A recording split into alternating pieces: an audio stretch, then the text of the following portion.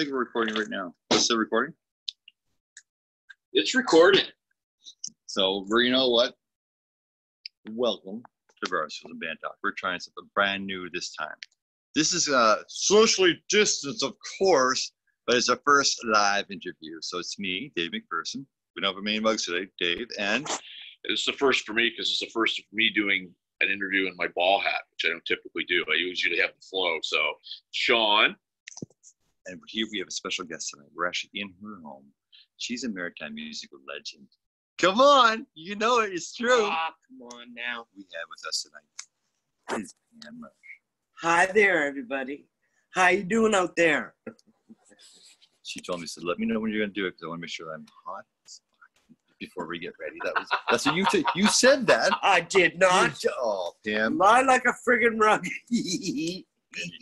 So we're just gonna flip the phone. That's what we're gonna do. And Sean's not really a big fan of my phone flipping skills, but we'll see how it goes. Sure. So well. I guess here's what we're gonna do. Pam, thank you for coming on the show. Thank you very much, dear. Thanks for having me. Let's start at the beginning. You're originally here from Dartmouth, is that right? Or Well, no, I'm from Halifax originally. okay. That's where I grew up, went to school, all right, and whatnot. I went to QEH High School, okay. and then the first time I ever discovered music was at the Shore Club. Okay. In Hubbard's.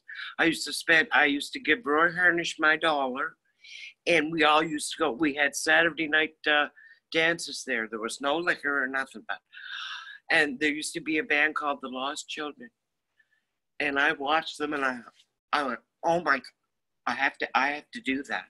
I have to do that. So you knew at that point that you wanted to be. Well, I didn't know at that time. It occurred to me over a little while. It took me a while to get it into my head that I could.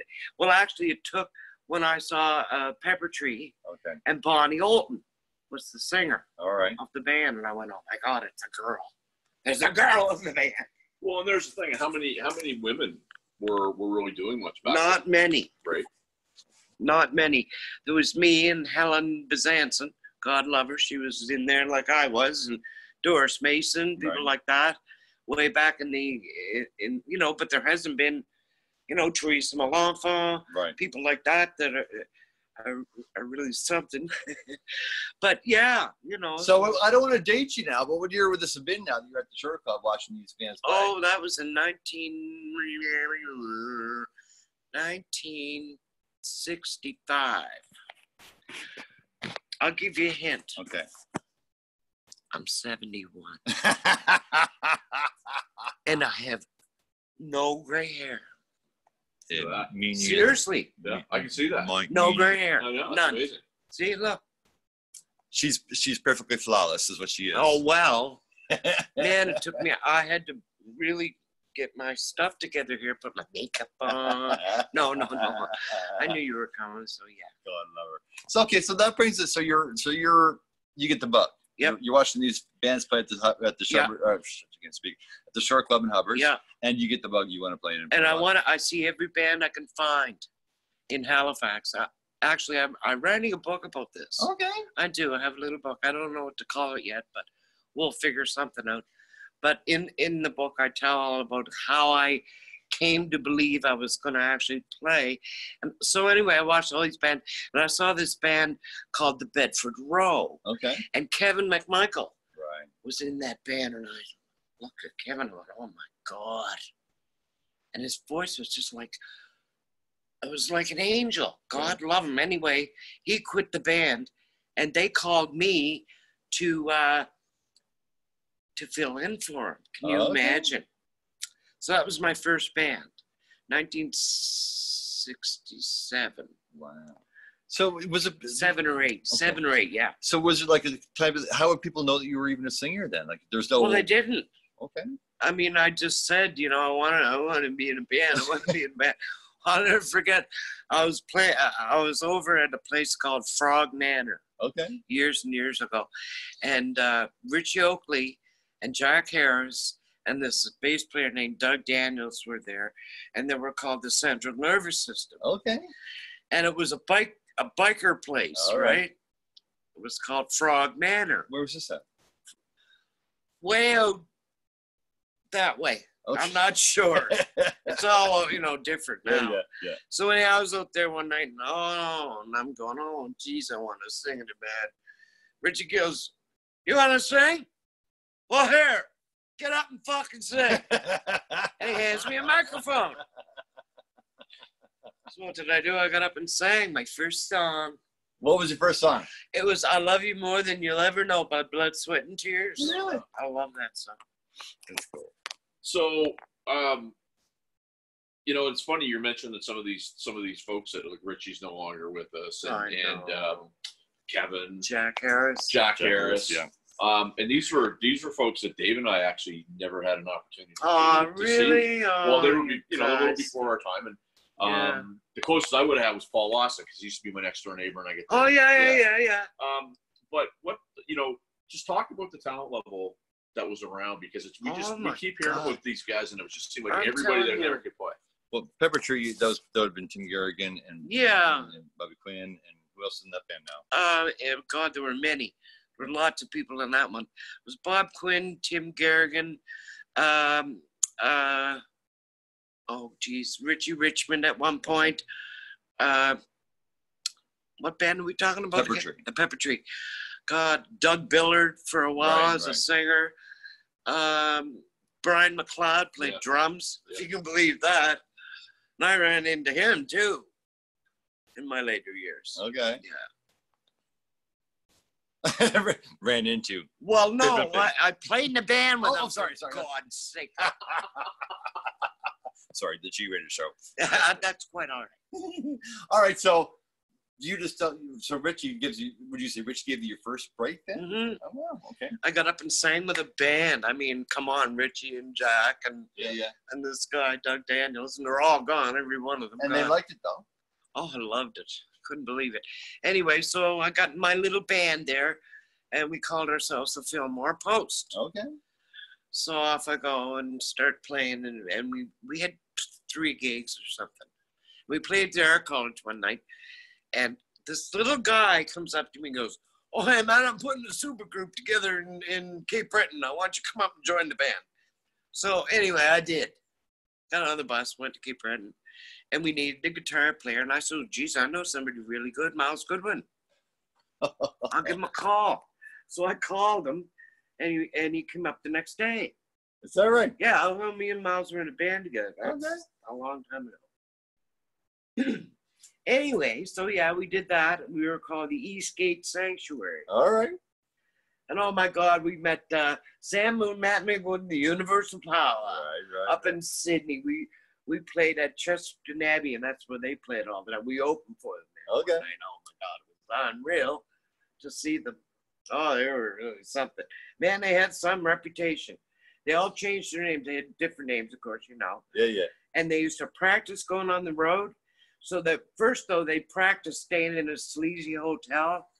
So they go off the street and get a real cheap, really cheap, and put the whole band in there. Practice. And then, cigars with $20 bills. Yeah. Whatever. And then it was time for the gig. So they jump in the car and go 3 blocks to the gig. And there were lineups, and it was crazy. Is that right? Yeah. It was pretty nutty. I thought, geez, okay.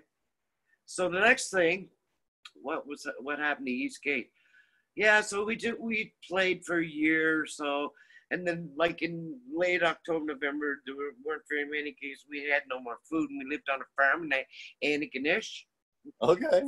That was a really good place. Had power though, so we could practice, which was good. So we did that, and then we just had to go home after that in the fall. So I didn't know what I was going to do. But then, my dear friend Carson Richards, God bless him, because I'd known Carson for years. I used to watch him in a band called The Fox. Okay. Him and Bob Fisher and Joel Zemmel. My God, they were good. Three people. Ooh, tight. Ooh. See, that's what I mean by the talent around here. Yeah. And so the next thing that happened to me, I get work. Carson gets me go to Ontario. Okay. Well, you might as well get out of here. You might, This late 60s now, right? Then we'll go. Late 60s? Yeah, 69-ish. Yeah, Okay. 69. So up I go, and I'm playing this band for a few months. Then they had a week off. Oh, what the fuck am I going to do? I'm in St. Catharines, Ontario. Am I going to go back to the East Coast for a week and come back for a week? No. But I knew my dear friend, Richie Oakley, God love him again. He was in Soma by that time. Yeah, okay. And they were in a farm in Northern Ontario. And I called Richie up. I said, Richie, I told him the story. Okay, he goes, I'll have to ask the boys. Oh, wait. Yeah, boys said it was okay. I said, oh, great, I'll see you tomorrow, all right? So, so Carson drove me up there tomorrow and left me there for a week watching them write those songs. Oh man, I sat there quiet as a little mouse just watching. Oh my You were God. quiet as a mouse. I have a hard time believing that. Just saying. Well, I was. I mean, you couldn't interrupt them. Right. You saw them. I saw them writing those songs and the horn. They had two horns at the time. Okay. Yeah. In Soma, yeah. Okay. Two horns at the time, and they had two drummers that week too. They had Norm Kelp and Jack Harris, who were both playing drums. Okay. Originally, Jack only played congas, but then he switched to a drum. Yes. Oh, I just want to make sure I can see you. That's all. Oh, okay. So anyway, so Norm had to leave the band. Okay. So that left Jack all by himself. Wow. Ooh. And they played in Toronto, and they played at the Night Owl Cafe on Avenue Road. It was a great little spot. A little small for a big band like that. There's 9 pieces in it, you know. Yeah. Murph was there and everything else. And Frank, of course. And so off we go. And I had met Zipper before. So Zipper introduced me to his friend, Bruce Wheaton. Ah, yes. I was wondering so this Bruce is going to goes, come. oh, I'm putting a band together. I need to sing around. And that's how that started. Right. So is that with Everyday People? Yeah. Okay. Sure. See, it all comes full circle, really, doesn't it now?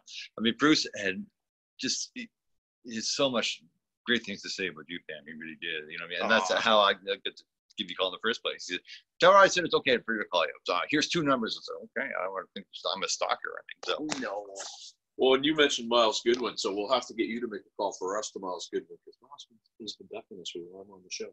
So I'm only halfway kidding. Anyway, very interesting. Well, just to put my little interview on there, and you watch and go, ooh, that was cool. Yeah. Maybe I'll do that. Right, that's right. We'd love to have Miles on. So now we're in 70, 71, and you're doing Everyday People with Bruce Wheaton. And again, we know Bruce's story. We have a 5-part series on Bruce, but we can only show one piece because he wanted to kind of. He just never want to offend anybody, so we had to do a redo for some stuff. But Bruce is, I mean, it's just like talking rock and roll royalty. Oh my God, yes. So yeah, Everyday People, and that's a good stint for you. How long are you doing this for now? You guys are writing songs, right? Oh yeah, we always did our own songs. Now, did you have writing credits with that? Now, did you, Pam? Did you have writing credits? I had 2. There's one of them. Oh, look at that! Got to get that. I should probably get a little shot of that now. Let's see. Yeah. Here's your gorgeous granddaughter. First of all. There's, and just below that, there's a picture of me singing with the Doobies. Oh, nice. Jesus Christ, that's a cool picture. Wow. Actually, I saw another one over here too. I was going to come back over here for a second. Is that Jack? That's Jack Harrison. Jack. Oh, God, love him. Jack in their unit. Wow, I know his son Jeff very well. That's I love him. No Flies and Pam Marsh. All right, back to our story. So, anyhow, we're in Everyday People. Yes, Motivating Canada. Where are we at? In Ontario. Yes, we're in Ontario, and we stayed in Avenue. So what happened to Carson? So you said Carson, you're done with Carson now? Oh no! I was Carson joined Everyday People. Oh, right. Yeah. Yes. Oh yeah.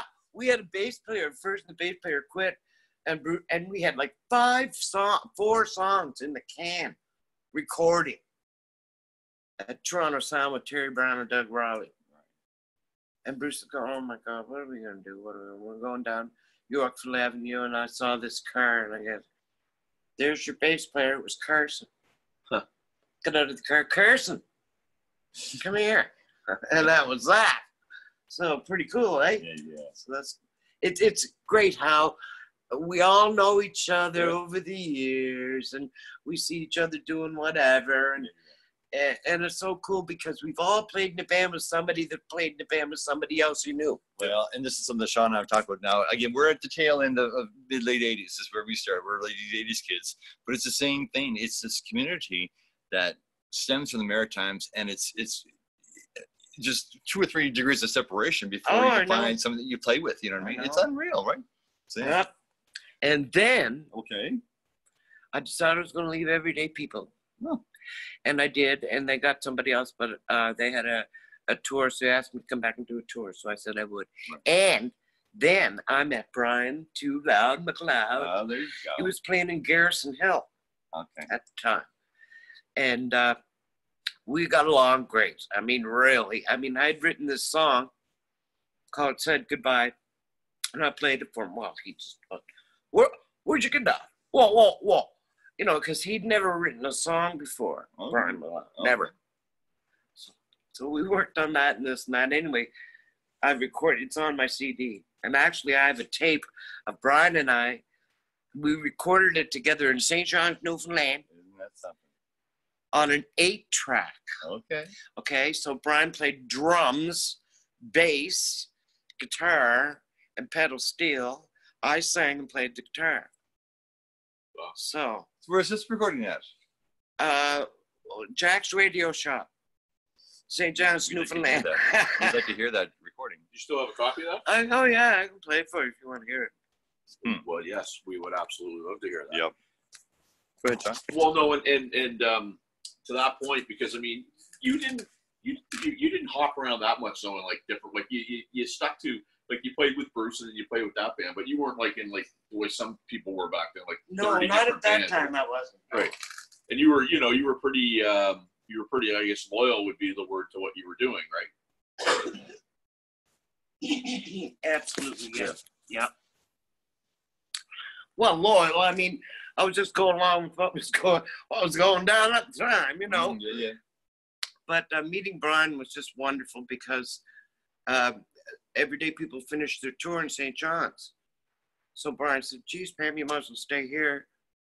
And he had a band called, what was that one called? I'll think of it in a minute. Anyways, and he said, you could sing with us and we'll pay. They did. I can't believe that. Well, geez, they were making $1,000 each a week. Okay. That was huge. Each. Yeah.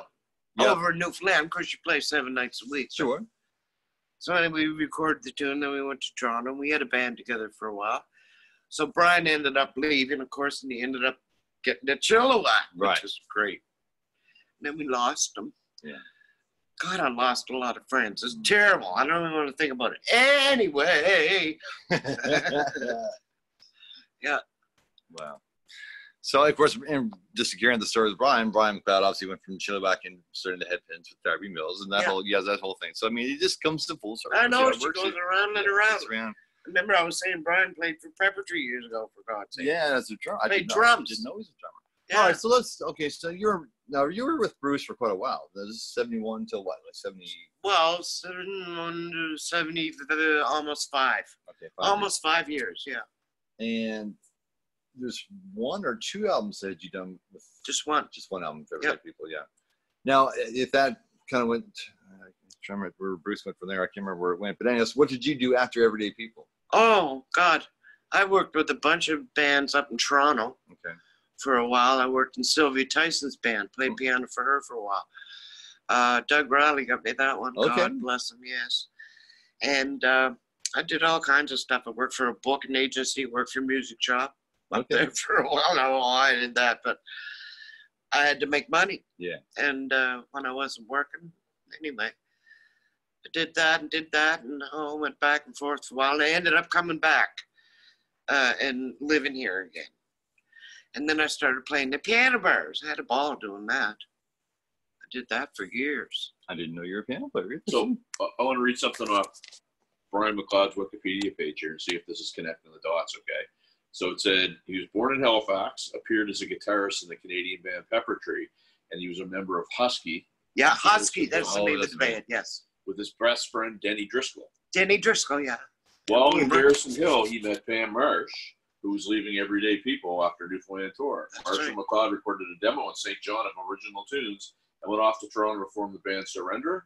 Does that all sound? Yeah. Yeah. That's perfect. Wikipedia is kind of sketchy because I could put whatever I want in there and it might not be real info. Yeah. But that's And pretty much hopefully accurate. somebody put the right thing. Yeah. So that's accurate though? Oh yeah, Yeah. for sure. Yeah. That's Look at interesting. you, y'all Wikipedia famous that Pam Marsh is. Look. She's like, come. Oh man, this is so much fun. I guess what happens to you? So you're in mid-70s. You're in Toronto. You're playing some bands. You came back home. Now, why is it now? I want to ask this question because I almost asked a lot of people this question. There's something about the Maritimes that draws people back home. We know that it's hard as fuck to make a living here. It's hard. You know what I mean? No question. In the music business, but we always come back. Yep. So, if you don't mind me asking, I want to put you on the spot. Do you have any regrets about coming back? Oh no, not at this point anyway. No. I'm glad I did. Sure. You know, I mean, look, I mean, we've got hardly any COVID cases at all, eh? Uh-huh. And it's true. Yeah. We're doing just fine up here, and I don't know. I just love being around my friends and Right. people that I know. And, Right. you know, it's great. So you no regrets musically about leaving the big smoke and coming down back home. You're happy with the way things worked out? Oh yeah, Yeah. absolutely. That's awesome, man. I love Pam. She's a good girl. So when was the last time you performed? Mm-hmm. Oh God. Huh. Well, it was a couple of years. It was a few years ago. I think, the last gig I used to have, I had a band called Marsh and Men. Martian Men? Yes, I'm Marsh, they're the men. We were great. And basically, it was me and Jack Harris. Okay. So me and Jack, you know, we loved our gear and went and played, right? So after he passed away, Right. I don't know. I just didn't feel like doing it. Yeah. I don't know. I mean, I don't know if it's I'm too old or I don't know. I don't know what it is. Okay. If I was rich, maybe I would, That's it. but I'm not. No, but you definitely You you still get the fire in your belly to do whatever. Because I mean, I'm noticing your energy since the second we walked in the door. Oh yeah, You know what I it's mean? great. Like, I'm glad to that's see you. amazing. That's for sure. It's amazing. Yeah. So that's it. You want to hear that song now? Yep. Yes. Let's do that. We Put do. her on. Just, you know what? I'll Well, just, it's all on YouTube. You just go to YouTube. yeah, but I got it all in there. we'll play it live. What the fuck? We Yeah. do what we want here. It's our show. And you know, it's really old, and I sound like Well, I was going to ask you, like, I somebody. sound like I'm really young, but I'm not. Oh, you're young Just at give heart, me a darling. minute. You're young at heart. So, who would you say your influences are now, Pam, for vocalists? Oh God, Aretha. Yeah? Yeah. You know, Ray Charles. Okay. Sorry. Did you? Twice. Yeehaw. Like I just have to find myself. Okay. We won't look at those sites that you've been visiting. No Yeah, big that's deal. right. We're not going to hit the history. So this is really neat because I mean we're here and as Pam's looking for this, she's got some really neat things on her wall. And you know, for Dave and I mean, like that picture of Jack Harris is incredible. Yeah. Isn't that great? Yeah. Yeah, Yeah. I'd like to snap a picture then and send it to Jeff later on too, his son. He's probably seen it, but I have all summer songs on YouTube. okay. They never had an album. You know, that's interesting. You're right. Like, somebody Peter told me that. Christakis has the fucking tapes, and he wouldn't give them to me. Heard this story before. And you didn't tape that, did you? No, it's all edited out. Yeah, we'll edit that out. Okay. So what I'm getting from this is you don't mess with Pam Marsh. Pam Marsh. I don't think she Brian forgets. too loud in the club. All right. All right. Look at that. Wait. Whoa. Oh my God! Look at you're hot as fuck there. Look at you. Still are. Oh, sorry. It's just the same picture over and over again, but anyway. Here we go.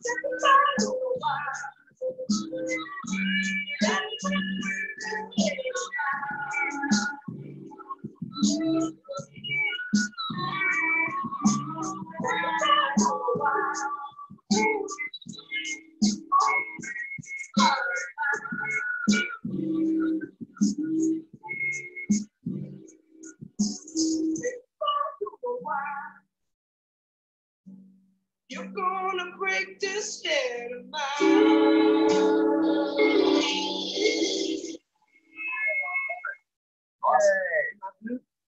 Oh, that's really cool. I never even knew that. That's like, I re-recorded it on my CD oh, yeah, that's a in a different key because I couldn't hit it. That's a cool story. Do you need to get that phone? That's all right. I can process. I can process. Oh, Resume. Okay. Hope y'all like that song. That was awesome. Oh, my hair. COVID hair. So that was Pam and Brian McLeod. That was a song that they had written and it's unreleased. And it was, I don't know, it was fun watching Pam sing along to that. It sounded cool. you loved watching me sing, or you'd like to watch me sing? No. Both. What? Sing. We love watching you sing. No, I'm not gonna sing. No, I'm just saying. Not now, but it's. No. We would love to watch you sing again, though. What would it take Oh, to get low you? battery, it says. That's all right. Lost. Look. There we go. You can plug in if you want. I can plug over there. That's all right. We'll finish it. I'm sorry, what you asked me? I said, no, what would it take to get you back up on stage? Oh, God. A benefit of some kind for somebody. You know, I'd get up and do that, no problem. Sing to somebody else or. Well, Pam, I have rent due next actually, month. Dave needs a windshield for his car. So if There you go. There we go. The Dave McPherson Windshield Benefit Concert. Right. What a great idea. We'll talk to Nancy and Arette. Yep. We'll get her going again. That's a benefit for. And we'll have Pam to sing on stage, whatever it is, on for my fucking windshield. I'm lucky to see Deja behind me. Yeah, Hi, Deja. she's a pretty That's my girl. Granddaughter. She's beautiful. Just There's beautiful. the other one, Yep. Deandra. They're gorgeous. Yeah. Gorgeous. Beautiful girls. So now you have one daughter. One daughter and two granddaughters. Nice. And you get to see them quite a bit. Now, how about COVID? Were you able to see them through COVID? Well, not for a while. Yeah. because, you know, my eldest granddaughter, I mean, she's been over every weekend since she was born. Nice. Pretty well. And she didn't come for a while, but she finally did when the bubble Yeah. you know, broke a little bit and we could actually see each other and give each other a hug Honest to God. and stuff. So I do see her. And I've been able to see the other girl. Nice. Because she usually goes with her dad every weekend, so I don't get to see her as much. Right. Yeah. Oh, this has been a real flashback, Pam. I you know, Sean and I appreciate you having being on the show, and this is the first time we've done one of these little sit-down interviews with one phone. It's kind of it's kind of neat the way that it you know we told you before that the way we did this, it was we never wanted to, you know, make an Academy Award film. It was Yeah. And interestingly enough, a lot of our musician friends, and it's only musician friends, oh, we should do this, should do that, but I think the magic of what we do is the fact that it's hack. I mean, it's you know, and it works. And it works. There you go. We're professional all the way. You silly. So how about we end like this? How about we end like this? So if there's anybody, Pam, that's going to see this that you want to say hi to, that you maybe haven't seen in a while, or you want to give a how's she going? About everybody in the whole freaking music world in Nova Scotia. Well, I should tell you that we're in 11 countries and 23 cities. So really? Oh, that's awesome, you guys. Seen some Mickey Mouse operation over there. So yeah, like, you know, your fondest memories, I guess. Anybody want to shout out to for those times? I mean, Bruce, give me your number, and you know, we thank you, Bruce Wheaton, for giving me Pam's number. This has been such a hoot talking to her. It's just like I knew it was gonna be. She's funny as hell, right? And what am I saying again? Sorry. Well, anything you want to say to anybody? Oh God, I mean, you know, I'd just like to thank all the most wonderful players I ever saw in my life. Oh my God, I'm so lucky to live here and, you know, experience the music that happened here. Mm-hmm. I mean, oh my God, we're so lucky. That's all. Just everybody have a good time. Stay healthy. Yeah. Stay safe. Right. You know, we're in this together. We'll do her. So we're going to work on a new benefit. It may be for my windshield, maybe for something else. That we're going to get Pam Marsh back up on stage to sing. Okay. Now, I'm going to one more question and we're done. Favorite song that you love to sing? Favorite song that I love to sing? It's called "A Change Is Gonna Come" by Sam Cooke. Yes. What a song! That's a So good would one. you consider yourself more of an R&B singer then? Would you be? Well, that's what happened. Like when I came back and started playing the piano bars. Right. I really, you know, I like this R&B thing. Yeah. Oh, definitely, for sure. I was always kind of that way anyway.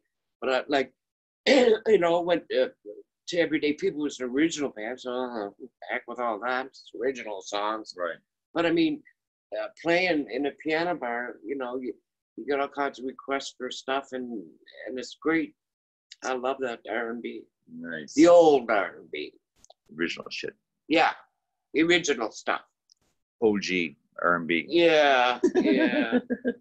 And Etta James, there's another one. Oh my God, love her heart. She sang this. She sings this song on YouTube, and she's so bad. She's a terrible lady. Oh my God, she's bad. You should watch it. It's hilarious in a way because she's so vocal. And well, I know she's vocal, but she's pretty fabulous. I'll show it to you after. I'll tell you. All right. Oh my God, it's hilarious. And I don't know, any musician that just made me smile, made me feel good. Nice. You know, I'm so lucky. I've met a lot of musicians. You know, I met Van Morrison. I met Levon Helm. Wow. I sang with the Doobie Brothers at the Mickey Moon, and Michael McDonald bored my Fender Rhodes. Wow. And all this stuff that happened over the years, I'm very grateful for all of it. Well, straight up, we're very grateful to have you on the show, to have you in our hearts, to have you part of our musical community. Seriously, Bama, we love you. And there's a lot of people since we're 3 months into this now. We've been doing this freaking crazy thing, and from I think the first week, you got to get Pam Marsh. It's like I don't even know Pam Marsh. So I tried to friend you on Facebook, and you ignored me for the fuck 2.5 months, right? Well, I mean, I didn't even. You sent me a message on my page, and I very rarely go to my page. Okay. So I didn't see you for a while. I'm sorry. Yeah, well, we do have a problem with Dave stalking people, so hopefully he didn't stalk you. Oh, no, dear. You can stalk me as much as you want. I didn't say that, did I? No. Not much. Listen, thanks so much, Pam. On behalf of myself and Sean. Thanks, everybody. Take care. we love you. Peace out. Okay.